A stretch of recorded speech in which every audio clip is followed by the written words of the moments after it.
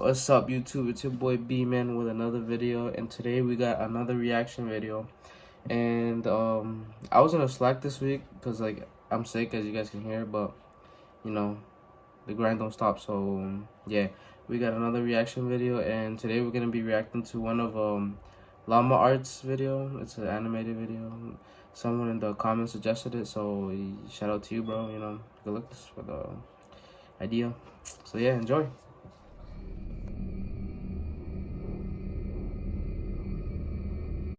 Back in high school, I took a mysteries and mythology type class, or something like that. I don't remember the name of the class. It basically just had to do with real life mysteries and creepy shit. I was into that kind of stuff. I was taking the class with a good friend, who I'll call Ben for this story. Ben.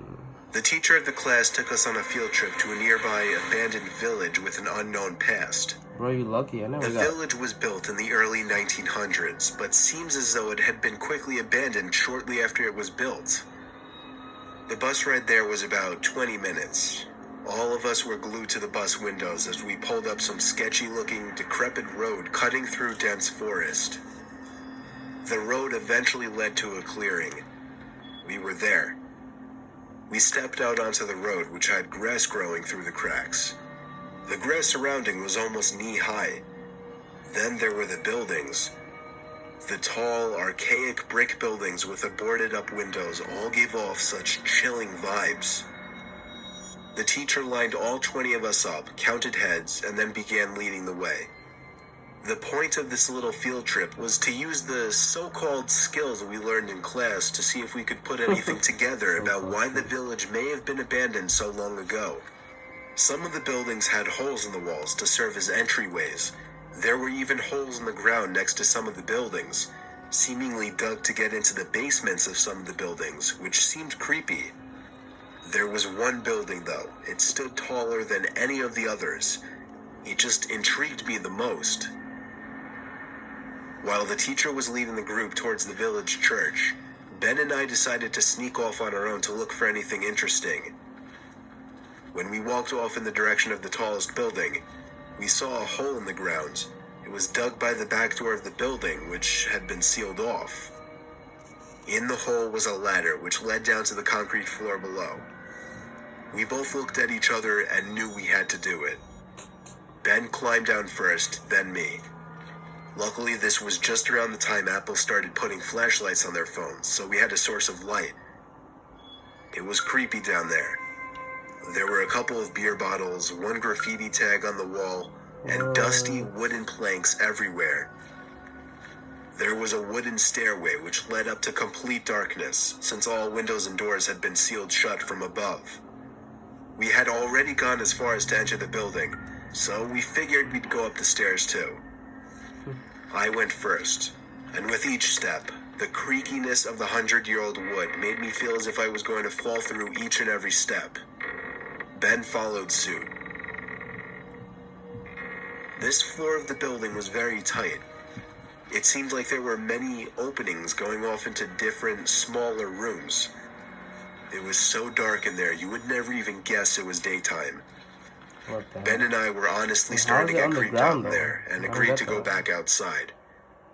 But just then, there was a noise in one of the tiny rooms, like a big rock hitting the concrete floor. A normal instinct would be to run. Yes. But Ben and I froze, locked eyes for a moment, then both tiptoed over to the opening of the room. We shined the lights into the room and ran. Why? We ran back down the stairs and then up the rusty ladder back outside. Why? We caught up to the group out of breath. We didn't say anything, though, to avoid getting in trouble. One of our classmates asked us what was wrong. We told him we snuck into one of the buildings.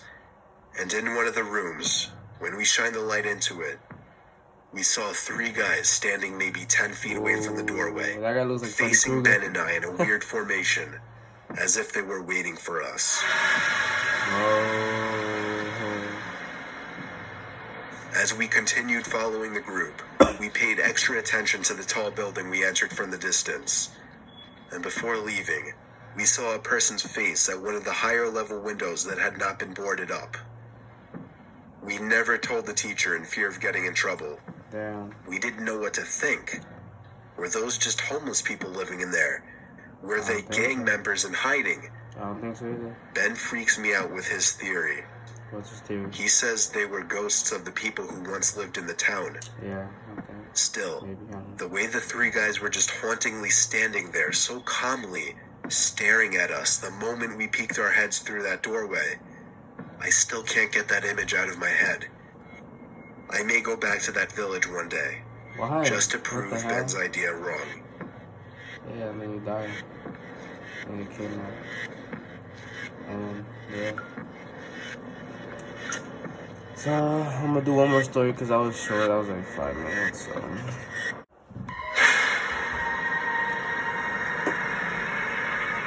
This happened when I was 15 years old.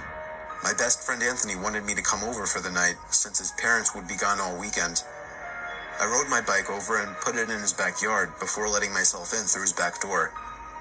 We played basically every video game he had, from FIFA all the way to Call of Duty, with popcorn and other junk food spilled out all over the floor. As the night progressed, we moved from video games to watching half a movie and getting bored to doing prank calls at close to 10 o'clock. Right. Anthony made a few calls to different pizza places. When it was my turn, I just dialed a few random numbers in hopes to get someone at their house. On, say, my fourth attempt, I finally reached somebody. A guy with a deep and rough voice picked up, answering with a yeah instead of a hello. Yeah. Anthony's laughing in the background made me stumble with my words mid-sentence, ultimately cracking up into laughter. I had never done a prank call, so I sucked at it. Bro. The guy on the other end was silent. I regained a straight face and tried to continue with the call. It went something like this. Sir, would it be alright if I borrowed one of the wheels from your car? Bro, that's what you came up with? You're lame, bro. My name is Bob. Yo. Really? You sure it's not Anthony? Whoa. It hit me like a brick. I looked up at Anthony, whose face was noticeably full of fear. That's his name, bro?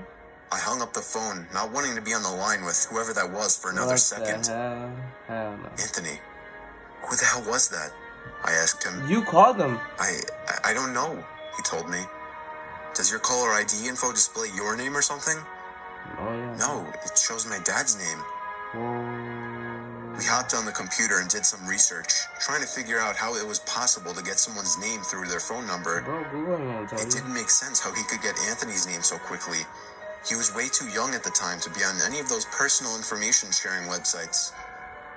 We ended up asking a question on Yahoo Answers, since no one had a similar experience. The question turned up no answers. No. I suggested he call his dad, but he said he wasn't supposed to have anybody over for the weekend, so he didn't want to call. We planned on sleeping in the living room, so we just resumed watching the movie that we hadn't finished from earlier. Right after the phone call had left my mind, me and Anthony looked at each other when we heard his front storm door opening, and then the doorknob to the front door began to turn. Whoa, your dad. It only was able to turn about halfway before the lock restricted it. Your dad, bro. Anthony turned off the TV, and I went over to the window to see who it was. Why would you do that? He's in the I spread the blinds open. There was a tall guy standing outside. Whoa. He noticed the blinds moving and turned to look at me. Oh. I practically threw the blinds back into place. Me and Anthony hid in the kitchen, listening for any more noises. We heard the sound of the gate to the backyard opening, as it was right outside the kitchen window. Oh, it gives me chills, bro. God damn it, I said. I forgot to shut the back door. Anthony urged me to run and shut it. What are you, stupid? Why I made it to the hallway leading to his back door and froze. There was a silhouette standing outside the back door. I don't think he noticed me, but he was surely looking into the house. Bro, run. He opened the door and Front stepped door, inside. out. I tiptoed to the kitchen and motioned for Anthony to follow me upstairs. What, upstairs? We made it to his room as quietly as possible, pulling the door shut to avoid making any noise. We crawled under his bed. He had cloth covering the bottom of his bed, so you couldn't see anything under it unless you actually moved the cloth. The doors downstairs all opened, each one getting closer to the stairs. Thumps finally began up the stairs, and he was right outside the door now. The door to the room opened. I could hear Anthony's breathing. It was too loud. Footsteps moved over to the closet, and then the closet opened. Bro, I could hear the coat hangers being slid around as the fabric of the jackets and coats rubbed against each other. Footsteps moved over to the bed and stopped. Oh, he knows. I felt like my heart was about to explode out of my chest. Nah, he knows, bro. Anthony's breathing was too loud. I had to cover his mouth with my hand. Nothing but silence in the room now. We laid still for so long, I almost thought he wasn't even in the room anymore. I moved my hand away from Anthony's mouth and whispered in his ear, "You think we can make a run for it?" No. He was about to answer when the most disturbing, memory-haunting scream I'd ever heard filled my ears as Anthony was seemingly dragged out from under the bed. Hell no. I crawled out and saw him struggling with the man. I desperately looked around for anything to use as a weapon. Grab that lamp. I settled with the screwdriver sitting on his nightstand. I hurried over to the man and drove the screwdriver into his back. He let go of Anthony as he let out a scream of agony, giving us time to get the hell out of the house. Running onto the road would give away our position too easily. It would take too long to make it to his neighbor's house. We dove for the tree line in the woods and took cover behind a bush, watching the house. The back door opened as the man stepped outside, looking around the backyard. He then looked out to the woods. I felt his eyes pass me as he scanned through the tree line. It seemed that it was too dark for him to see us. Then, he turned his head back in our direction. How the hell did he see you, bro? I ducked behind the bush. "Joe, he's coming." "What?" "Dude, get up, we gotta run." He was right. The man was approaching us fast. How did he see you? How could he have seen us? I don't know. I'm asking We you. ran through the woods with the leaves crunching under us, giving away our position. When Anthony tripped over something, I crouched down with him, hoping we had Anthony's run always far resting enough. everything. First it was the breathing, Not now even he 20 fell. seconds later, Bro, just leave. oncoming footsteps from the direction we were him there, running bro. from came fast. I would They have just left slowed him down there. only 2 trees away from us as we lay face down in the leaves. Moments later, the footsteps take off in another direction. Oh, you lucky, bro. We waited until we could no longer hear them and took off back in the direction of the house. While running, over the sound of leaves crushing and my heavy breathing, I could swear I heard leaves crushing from behind us. Oh, yeah, you get that We made it feeling back when to his someone's backyard, chasing you. into his house, and this time remembering to shut the back door. No. We were now able to call the police. Anthony stayed on the line with them, while I patrolled the back windows, making sure nobody was out there. It was so dark, though, I couldn't see anything. No, just don't look. So I did something that seems stupid today. What you do, I bro? turned on his backyard lights. What the And heck? immediately in the distance, over by the Bro. woods, I saw him, standing in front of a big tree. He turned off back into the woods and disappeared out of sight. That was the last time me or Anthony ever saw him. I would be lying if I told you we heard the occasional knocks at our windows or something cliche. No, Nothing that was it. happened? That was it? 5 years have passed and nothing has happened. Do I wonder if it was somehow linked to the prank call? I think it was. Maybe. Does it make sense? Hell no. Not really. But yeah, this was the story of how me and my still best friend Anthony almost died during a break-in. Sheesh. Alright.